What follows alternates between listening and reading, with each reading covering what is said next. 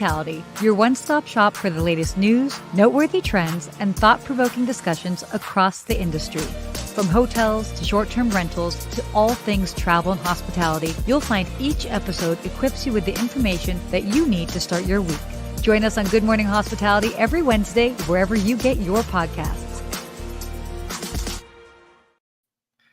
And good morning, everybody. Welcome to another episode here of Good Morning Hospitality. And you might notice we're missing Sarah this week. She's out in Asia traveling for 3 weeks.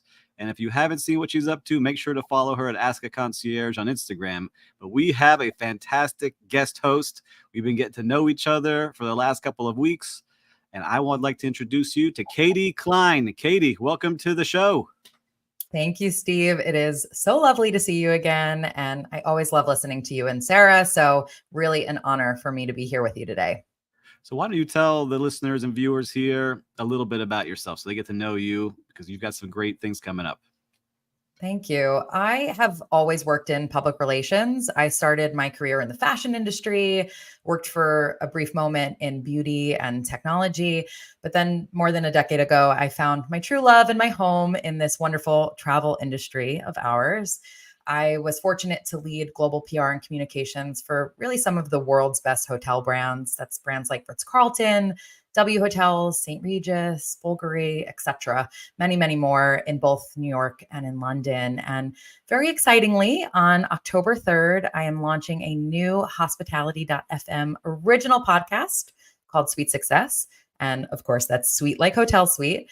And in it, I'll be interviewing hotel execs, innovators within the industry, and just really hospitality leaders in order to understand the strategies, the secrets that they implement every day and to really make their brands stand out. So we have an amazing, amazing guest list of which you have kindly agreed to be on as well. So fans of Steve, make sure to tune into that episode. We actually have not recorded it yet. So please hit me up with any questions you have for Steve. Let's ask him all the good stuff. I love it. And you do have a great list of guests that are coming on there and just a fun and unique background. And so we'll talk some more about that in some of these episodes because I want to get your perspective from your hotel life. But for here, today, where are you recording from? Because I'm live in Miami, and we always like to ask the listeners where they're watching from. Where are you recording live from today? Amazing. I am recording from New York City here in Astoria, Queens. I like to think of Queens as Brooklyn without the ego. I like it. I got to get over there. I haven't been to Queens. I've only been in Manhattan and Brooklyn, so I need to kind of Oh my goodness, you are missing out. I got to get on over there. So for listeners, I'm got it locked in. So listeners and viewers, make sure to give us a nice, kind welcome to Katie here in the comments. We love interacting with you. So let us know where you're watching from. But we've got some great stories to share with you, everybody, today. Yeah. Should we jump in? What do you think? Are you ready? Let's do it. We have so much to discuss. All right. So this is pretty exciting because there is a new wellness hotel company coming up, and it is being founded by Sam Nazarian and Tony Robbins. So it's a unique combination. So for listeners out there that may not know, Sam Nazarian was the founder of SBE, which founded SLS Hotels that he sold to Accor. And now he is creating a new company, and it is being called The Estate. It is a luxury hotel chain that is focusing on wellness. And they partnered with Tony Robbins, who also has his company that focuses on wellness. And they're planning on opening 15 luxury hotels and 10 wellness centers by 2030. So pretty impressive. You know, the wellness world is starting to expand. There's a lot more hotels getting into this space. We have one here in my backyard, the Carolyn Wellness Resort and Spa that got mentioned in this article. But what do you think about this when you're seeing this come up? I mean, first of all, I love Tony Robbins, so I'm very excited about this. I think what's interesting about him entering this space is, you know, we've seen for a while this overall trend of celebrities or brands wanting to enter hospitality. If you take things like Fendi residences or the Dior suites at, you know, different hotels and whatnot. And to me, that makes sense because you have a more physical brand wanting to enter the experiential space. But you could argue that Tony Robbins is already in the experiential space with those crazy events that he puts on. So I think it's going to be really interesting to see what he brings to the table. I love it. Have you been to any of his events before? I have not. I've read a I few have, books. I've read a I've few books. been. I've listened to some podcasts. Have you gone? I've been to Unleash the Power Within. I went back in 2016 in Chicago, and I walked across a flame of fire and coals, which I didn't think was possible, 50 yards across them. And so he gets you into the right mindset. And so I know he is passionate about creating unique experiences, making sure people are healthy and living their best life. And Sam Nazarian has created really some of the best boutique hotels and clubs around the world. And so I'd love to see this come together. And I know Yeah. that this article, Sam's home base is here in Miami, and I know some of his team, and he had some health issues, and he really credits going to Tony Robbins facilities where he was able to catch that he had a life-threatening brain aneurysm that he was able to fix. And so that's really what Tony Robbins wants to focus on in these hotels. But it's unique, so it's not going to be cheap, right? I guess wellness is not cheap, so $1,000 a night to be there. And then if you want to join their membership longevity centers, $35,000 a year. A lot of membership clubs coming online. What do you think? You think this will be one of those membership clubs that takes off? I mean, firstly, I'm hoping the entrance to the hotel is not walking over a hot flame, because I'm very impressed with you for doing that, but I'm not really sure that like sets the welcome experience we're looking Yeah. for. But walk across this, you could accomplish anything. Exactly. If you can get in here, you can actually get in here. But I think exactly what you're saying is really interesting. First of all, it comes at a price point, and actually we're seeing that across this kind of wellness space, right? More interesting too is this kind of preventative medicine slant. I read recently that Daniel Ek, who was the Spotify founder, his holistic healthcare health recently opened in London. I think it's their first location outside of Sweden. And that's all about, a full body scan to detect these types of things that might be hiding in the body. So you're seeing that happen here too. And lastly, I think really what you touched on is the authenticity of this partnership. The fact that Sam actually had potentially life-saving treatment because of what this company that Tony has already been an investor in had discovered. Yeah, it's going to be exciting. I would go. I like this as I get older now. Like, you don't need to share your age, but I'm 42, and it seems like every year in my 40s, something starts to ache a little bit more. It's harder to work out. Like, I got up this morning at 5 a.m., forced myself, let's go. Yes. I hadn't been, everybody. I've been letting it slide, so now I'm back on it. But I think this is what's great. I would like to travel and stay in these places. I know you have an Equinox hotel up in New York. I don't know if they have any other places, but those are the kind of places I like going now, where I can feel good. It's not about partying. I can maybe do a little bit of that and then feel good the rest of the day. Yeah, absolutely. Like, you can have a bit of cocktails, and then you also have the juices. And I think more than that is what these guys are offering too. It's not just there's yoga on the rooftop and a green juice bar or something. It's really kind of what's that next step. But like you said, it comes at a price. Yeah. Look, I could have a couple of drinks and tap into an IV the next morning. I think it's a good balance for everybody. Exactly. If you really leave your vacation feeling restored and rejuvenated, I mean, that is definitely worth the cost. Well, we wish them the best of luck. And hey, if you need Katie or I to come by when you start opening to test it out, we are happy to be there. We're available. And talking about unique hotels, the Michelin Guide has come out with their new wave of 3 key hotels. So we've talked about this in past episodes, where the Michelin Guide had came out this past year, and they're rating hotels not with stars or diamonds, but with keys. And it goes 1, 2, and 3, with 3 being the best. And they now came out with their new top U.S. 3 key hotels, which are fantastic places. And I'll read them off, and then I want to get your opinion on this, because you've been in hotels and what you think about these ratings yourself. So here in the United States, congratulations to the Canyon Ranch in Tucson, the Little Palm Island Resort and Spa right here in my backyard in Florida, Kona Village, a Rosewood Resort in Hawaii, the Sage Lodge in Montana, and man, of course, Amangiri in Utah, all awarded 3 keys by Michelin. So the best of the best. You come from hotels. You talked about the hotels you worked at, which, as we all know, to get those 5 stars and to keep it is very challenging. What do you think about the Michelin key system? I love it. I mean, when they announced it, I thought, what a perfect brand extension for them. It makes absolute sense to me. A few things that's interesting. First of all, Canyon Ranch you included, and or they included in their 3 keys, and it's really what we were just talking about with what Tony and Sam are doing with the estate, right? It just proves this rise of wellness and especially within the luxury hospitality space. Secondly, Sage that you had mentioned in Montana. I had gone out for a friend's wedding a few years back. I'd gone to Yellowstone and actually went to the spa at Sage, and it was gorgeous, absolutely fantastic. And interestingly, when I went on their website to just have a little peruse around recently, one of the first pop-ups was about their 3 Key award. So I think hotels are rightfully putting a lot of stock into this and really feeling the power that that will give potentially to their ADR as well. Yeah, it's unique because these hotels are not the ones you always, Rosewood we think about, but these are not the old standard of Mandarin Oriental, Four Seasons, Ritz-Carlton, St. Regis that are their 5 stars. This is unique places, and I'm starting to like this a little bit more as I get older. Yeah, I still love the ultra luxury, but everyone's looking for unique experiences, and I think that that's what they're kind of dialing into.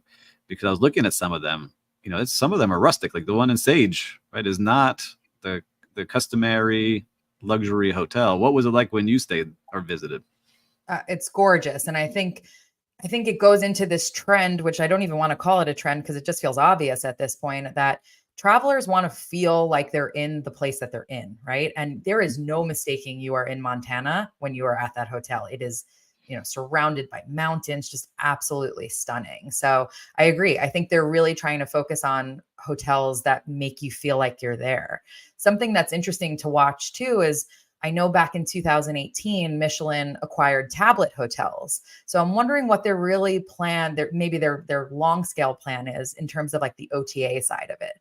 Because if you go on the Michelin site now, you can actually search hotels. So I assume it's a curated selection. And it's not just hotels that have been given the keys. There's also selected hotels on there as well. So that's interesting. And I wonder what the financial mechanics behind that are.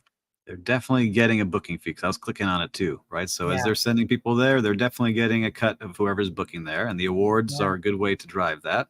Yeah. But like you said, I really like the places that they're picking. So like Little Palm Island, I have not had the chance to stay there. I would love to go here one day, but that was Johnny Depp's favorite place because I feel like you're on an island, no one under the age of 18. There's no phones, no TVs. Like you have your hut and you're out on this island, and they gave it those 3 Michelin keys, which by other standards wouldn't get a Forbes rating or, a AAA. So I love seeing this because it's opening people's eyes to trying different things and also highlighting the small guys too, right? Yeah. There's a local hotel here that got 2 stars or 2 keys that you didn't win any other awards, and now they're doing fantastic, which I love seeing for the people that have worked really hard in hotels.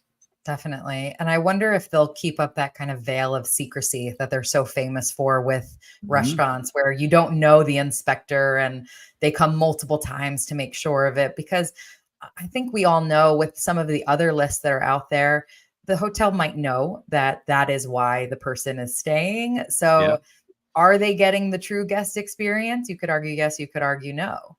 Yeah. So in your PR, let's put your PR hat on now, right? Reveal the secrets. Yeah, let's reveal a little of the secrets here, because some of people, we know people are coming, even though they're coming in unannounced. What are some tips you might give some hotels if they're trying to get some of these things done and win some awards? Yeah. I mean, I guess it always goes back to, we should always be giving our best foot forward, right? Whether it's just a regular guest in a standard room, but that's also difficult too. From a PR side, we do often know when people are going to be in-house, and it's kind of negotiated. So you know who writes the reviews for certain newspapers, for example. And if you are saying, hey, a call from the PR team and this person's going to come to stay, we can't actually control what they're going to write. I've had experiences where we've had hotels host journalists and they haven't been given the right or the best rating. And that's unfortunate, but it's also up to the journalist's integrity, right? They really need to report on what they see. So yeah, listen, I'm sure if I work with you as the hotel manager, you would have come over to me, hey, make sure your team's right, Steve. We got so-and-so in house, need their amenity delivered, their cabana needs to be ready. We need to make sure this goes right. So, and the lineup meeting, right? That happens in most hotels first thing in the day. They're looking at not only from the journalist side, but the VIP guests who are checking in and potentially having those face sheets so that the whole team can recognize them, not just the GM, but to know that that VIP is in-house and take care of them accordingly. I like it. But yeah, Michelin's being secretive. No one knows that they're in house, and these hotels are being really surprised. So I know that just from in talking to them, which is Yeah. very unique. But why don't you take Excellent. over here? Let's kick it over to you, Katie. It's your turn Okay. to talk We're some going to top. go from like ultra luxury to travel insurance. So Yes. there was a really interesting read from USA Today, shedding some light on this, I'd say difficult to comprehend world sometimes. Yes. Travel insurance is probably something that's really grown in popularity since the pandemic. We've seen a rise in disruption, a rise in difficulty around air travel, something you and I were even talking about before we started recording today. And the article reported that um, uh, by 22%, claims have risen. But at the same time, denials of claims have risen by 33%. So, personally, I think this sheds a bit of light onto why people are so frustrated with insurance in the first place. Of Yes. you think you're buying something and it's going to protect you, and then when it comes time to file your claim, you haven't done certain things appropriately. Yeah, and it doesn't cover everything. So a lot of people think like, oh, I just can't go now. That doesn't work in a lot of these cases, Right. right? Especially on certain airlines and certain travel partners. You have to show proof of something happening. You have to make sure you read the fine print because you might spend several $100s on that travel insurance. And then, all right, something comes up, you can't go, you want to reschedule, you are not getting that refund. But I got to give a Yeah. shout out to Universal Studios and Hotels because I did buy it, and which I never usually do. I was like, you know what? Mm. Let me just buy it this time. It was $140. And my both kids got sick and we couldn't go to the park like we planned. And I called and they said, yeah, you got the travel insurance, full refund, all good. Wow. For 140, saved us many, many thousands of dollars. Yeah. So it does work in some cases, but there are other cases where people get burned. I was going to ask you if you're someone who buys it. I have not been someone who's bought it in the past, but just like you touched on there with your kids, I have a 2-year-old. So now it's something I'm starting to think about much more. Yeah, like you were just flying. So I looked at it. We're trying to plan a summer trip. And I vented about this a couple of weeks ago. And it's very expensive to buy tickets for a family now, 4 people to fly together. And so I was like, all right, Mhm. let me look into travel insurance.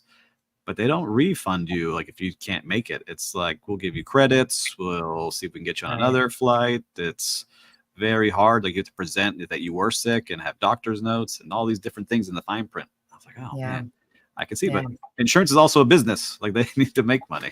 Exactly. It's so interesting too. I was living in London for the last 5.5 years and only recently moved back to New York. And you have so many more protections there in the EU, even though I know the UK is no longer officially Yeah. in the EU.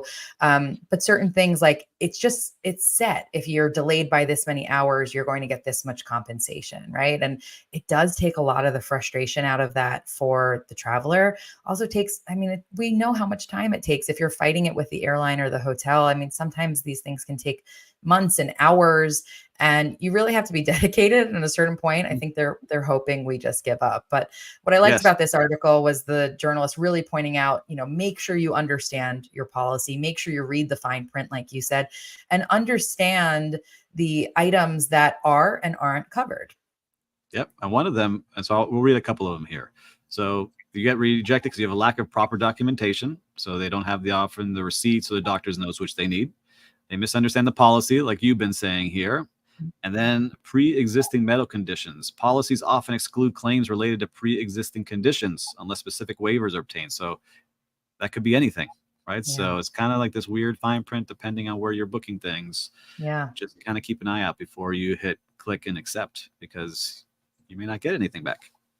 She had also talked about the importance of when you sign up for your travel insurance and suggested doing that almost immediately after booking your trip, because a lot of things can become foreseen. So if you're 2 days before your trip and all of a sudden there's some type of global outage, like we saw fairly recently, or weather Right. event, once it starts to happen, it's no longer an unforeseen circumstance, right? So if you had booked it in advance, you're covered. But if you're only going to try to purchase it now, you're probably going to be denied even in advance of buying it. You see? All right. So I vouch for Universal. You'll go see Yeah. who else you vouch for. Universal Studios, it worked. So we'll take it. I was sold on Harry Potter right there. So anyway. Yeah. Are you a big Harry Potter fan? I'm a huge Harry Potter fan. What about you? Yeah, now because I got kids, I've been reading the story. So last night we're on the Oh, first book officially. So reading through it, but they've seen the movies, they've been on the yeah. ride. So now we're officially in the books. You're See? invested. I'm jealous. My daughter, as I said, is only 2, but every day I have the books in her room already, and I am waiting for the day that she wants to hear those Yeah, it's gonna stories. come. It's gonna come. Hopefully she'll be in Gryffindor. We'll see. Let's hope. Uh, Let's hope. Just not a Slytherin. no, my Anyway, son. Yeah. Next topic here. moving on to our last article. And this is something I really think needs to be said. It's from our friends at Skift, and it's talking about hotels cracking down on bad guest behavior. The journalist wrote that post pandemic, guest behavior has really deteriorated in many luxury hotels. It's led to an overall decline in the guest experience. And he argues that hotels really need to regain control by enforcing clear standards and ensuring that one disruptive guest doesn't ruin the entire stay for others. Yeah. So what do you think about this? What are you seeing in those hotels that's maybe like your pet peeve? Because you've seen a lot of things. This is so true, isn't it? And part of this again is coming from London to New York. There is a different way that people behave in both of those cities. In fact, Saturday I was flying back from Phoenix with my husband and our daughter. Really late landing flight, around 10:30 p.m. We landed into JFK, not my favorite airport, especially coming from Heathrow. But we were deplaning. And I think that is a perfect moment where you see the worst in humanity come out. And we're trying to get out of our row. I have my daughter sleeping on me, and a woman just pushed past us. And I said, "Excuse me," kind of called her out on this bad behavior. And she looked back at me and said, "Welcome to New York." So to me, I know that deplaning an American Airlines flight is hardly a luxury hotel. However, even in that simple explanation, even in that simple example, you see people doubling down on that bad behavior. So I understand what this journalist is saying. Like, he's using different hotel examples to show that certain properties are putting rules of decorum in place, and that's actually helping for everybody else who's staying there. Yes, and I will say, these hotels are realizing it because people again are paying a ton of money to have unique experiences, and then they're Yes. curating the environment. They got the right lighting, the right music, the right scent, the Mhm. right food, everything right. And then what do you got? You got someone on their cell phone with the speakerphone on, talking The about worst. who knows what. So that's probably my top one now. And so whenever Yeah. I'm having that happen at a restaurant, I was on a train called the Brightline train, which is a very nice train, and someone was doing it. I start to ask questions about what's going on. Like, hey, what did he say? I missed it. And they're like, what? I said, I couldn't I've hear. done the like, excuse me, do you happen to have headphones by any chance? In like a No, I just really want to like, I'm join just in. asking. Yeah. I just jump in. Can I be a part of it too? Because it sounds so much fun of what's going on This is a there. conference call now. You've included Yeah, the entire lobby. we're all here. You're right. Like, hotels work so hard. And if we go back to the first example, if you're going to be paying over $1,000 a night to stay at the estate, why should one person acting like that ruin your experience? That's not fair. Yeah. And I got two others, and I want to hear two more from you. The other, because I've had to deal with this in my past, is the Bluetooth speakers on the pool deck at these luxury Mhm, hotels. Like, we've picked a mhm. great playlist for you that's going to make everybody happy, or we have live music. Nobody wants to hear the selections that you've picked and blast it across the pool deck, right? Yep. So that is not something that we want going on. And I've had almost a fist fight with a guest, and me being very nice wanted to fight me because they thought their music was better than what's going to be out there, Mm, and then mhm, properly addressing for where you're at, right? So I get it. mhm. You're at a hotel. I don't need you to come down with your shirt off and sit down for breakfast or wear the robes and Yeah. slippers. Like, there's a place for that in the spa and in your room, but not walking around the lobby and breakfast. And I've had to deal with a lot of people not being properly dressed in resort wear, and they don't like it. So Yeah. come on, everybody. Let's treat each other nicely, respect each other.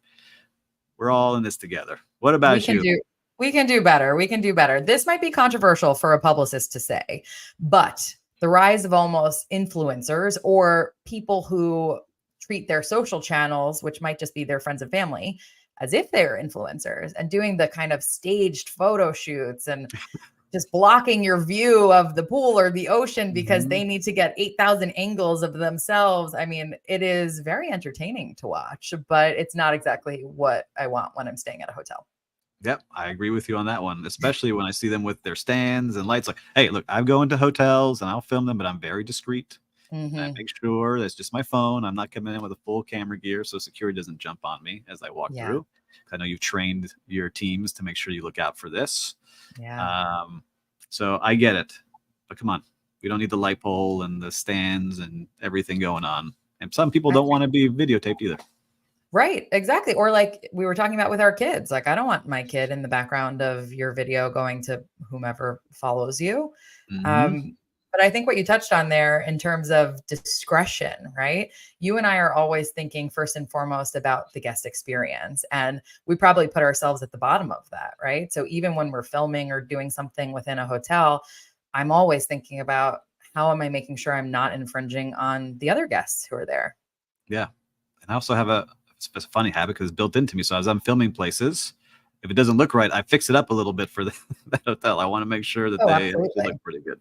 I don't want people to I look bad because they work so hard in the industry. Absolutely. I had a wonderful brand leader that I worked with many years ago at Starwood Hotels and Resorts, and we were visiting a hotel for, I don't remember what at this point. And we were walking through one of the hallways, and there was a room service tray left outside of a door, from a guest, and he picked it up. And he said, we're all part of this team together. I'm sure they're getting to this, but they haven't gotten to it yet, and I'm here. So it's always like we're all in it together. That's a great leader. You see, that's the kind Yeah. of leaders you want on the hotel team because it's still in me. As I walk through supermarkets, I'll pick something up and my wife's like, "What are you doing?" I was like, "I don't know. I'm brainwashed for 20 years of doing this everywhere Exactly. and holding doors for people and, all the nice things that we should All be the nice doing." stuff. But you're in New Yeah. York, I'm in Miami, and it's not known as the nicest cities I sometimes. know. And I apologize because you have a lot of New York transplants, particularly after the pandemic. So, But they're getting used to down here because this, what we like to say about Miami is I love living here because it's so close to the United States. And so people come down here and they're like, whoa, all right. Caribbean and Latin are also very aggressive. So it balances everybody out. Everyone's yep. good about it. Well, look, we're flying through this episode already. We've covered our 4 topics, and now we're going to get into our real-time recap. So since you haven't been on the show, we share personal experience from the past week in hospitality. So it could be something positive, could be something negative. But what have you seen out there on the streets in the real world? So recently I had dinner at the Polo Bar, and I know I'm a little late to this, but guys, forgive me. I just moved back from London, but I went there for dinner with my best friend to celebrate her birthday before we were going to a Broadway show. And it was fantastic. And the food was great, absolutely. But to me, it was the service that just made everything so great. I could go on and on and on about all the little things that they did, but 2 things that really stuck out to me. One of the things we ordered was the veal Milanese, and the waiter had told us, "Oh, it's big enough to share." So we said, oh, "Okay, we'll do that." Obviously, it's New York; the tables aren't very large. When they brought it out to us, it was already split in half and pre-portioned for us. Now, obviously, this is something restaurants have been doing for a really long time, but it's such a good reminder that just those little things of like, I heard you, I understand how you are experiencing this meal. You are going to share this together to make it easier for us. It just was so lovely. Then at the end of the meal, when I had called to make the booking, I must have mentioned we were there for my friend's birthday, but I hadn't seen her for a while. So when we were actually there, we were catching up, and I forgot to do the whole go to the bathroom and whisper in the waiter's ear, "Hey, can we have a little birthday treat for her at the end?" I completely forgot. Maybe I'm a bad friend. And at the end of the meal, they still brought out a dessert with, happy birthday on it and a little candle in her, just because I had told them weeks earlier that was. So to me, like that was such a saving grace because it made me look really good too. Yep. And it was just like such an example of like listening. Yes, these little things, just paying attention to the table. And that's what I'm going to touch on too. So I'd never been to this restaurant. It's called Oliver's, and I've driven by it 100 times. And I had a client meeting like, "Hey, let's meet at this place for breakfast." This was yesterday. Sit down for breakfast. We're the only ones in the restaurant because it's more of a lunch and dinner place, but they have a fantastic menu. And the guy I was with happens to order, giant pancakes for breakfast. I'm me trying to be healthy. I'm in the gym. I got my omelet, but he orders this beautiful mound of chocolate chip pancakes, which made me smile. Yeah. And the server, looking at this, was like, took some maple syrup from the table, warmed it up in the back, said, "Hey, I brought you some warm maple syrup. I thought it would go great with your pancake instead of what's on the table normally." Wow. It was just like a small touch. You just kind of think of Yes. like, he thought a little bit extra. It's nothing that's Yes. going to cost more money. It's not anything given away for free. Just a small Right. touch to where now I'm talking about it here with you, and I Yeah. will go back all We'll just go back. because he was very friendly, and Mhm. I was very impressed just by that little touch of, hey, can I warm up that syrup for you? And here it is. Not even asking, just brought it out because I thought you would like it to Right. go with your cakes. Yeah. So those are the So kind of often things. it's just the little things. It's the little things, right? Like we're not looking for him to bring out a gold leaf to be put on Yeah, top of in like the pancakes. Like, a briefcase with smoke coming out and all this stuff, which I like the Flash. Like I got used to totally. get made fun of because my GMs would call, that was my nickname, was Flash. I liked all the flashy stuff in Miami, and I would create these things. But those are the things I Mhm. really like. Is like, hey, I thought about you, and I thought this would make your day a little bit better. Flash is great, but Flash can be expensive, right? So I think people Yeah, can rationalize why they can't do Flash more. You can warm up some maple syrup. I agree. I agree. Well, look, you had a great first recap, and now we're going to wrap up with our hospitality quote, which is: the key is to set realistic customer expectations and then not to just meet them, but to exceed them, preferably in unexpected and helpful ways. And that's by Sir Richard Branson. So, what comes to mind when you think about that? Well, I love him. I think he's such an innovator and inspiration. But what comes to mind for me is under promise, over deliver. And I think that's just good life advice. Yeah, I agree with you. And Richard Branson's done so many things so well. His Virgin Yeah. Cruise Line is right here in my backyard, and I see so many Mhm. raving fans that come off of it just because of Yeah. this, right? He Yeah. knows how to make sure people leave wowed, and I'm Mhm. just always impressed by him. And I've got the chance to meet him twice, and just a fantastic person. So Richard Branson, I hope you're having a wonderful Wednesday, and maybe you're watching the show. Who knows? But we love sharing your knowledge out there with everybody. Well, Katie, we did it. We did You it. made it through your first episode here. You did a fantastic job. I love doing this with you, and I hope we can guest host a little bit more. But I want to make sure you give the shout out one more time for your podcast and when it's coming out, so people will start signing up. So why don't you leave us with that? Thank you again, Steve, for having me. Sarah's seat is a very big one to fill. So I really appreciate that. Yeah, the show is called Sweet Success, launching October 3rd. So reach out at Sweet Success Podcast on any of your favorite social channels or sweetsuccesspodcast.com. All right. We're all going to be following. I'm going to be signing up after this episode. And until next week, everyone, have a wonderful day.